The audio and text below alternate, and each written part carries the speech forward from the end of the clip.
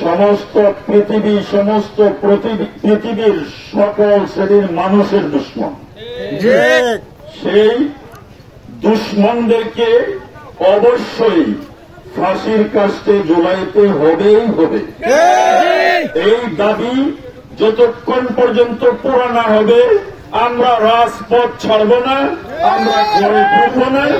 আমরা তো একদিন মরবই, তো ওই কুলাঙ্গার এই সমস্ত আল্লাহর দুশ্মনদের সঙ্গে জিহাদ করতে করতে আমরা মরবই।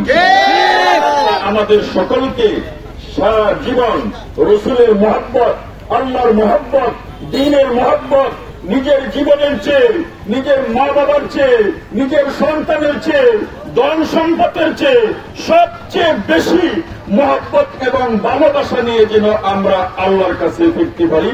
আল্লাহ আমাদের সকলকে তৌফিক দান করুন। আজ জুমা এই নবীকে নিয়ে যারা কটূক্তি করেছে তার প্রতিবাদে বিশাল বিক্ষোভ সমাবেশের আয়োজন করা হয়েছে। আপনাদেরকে দাওয়াত দিলাম।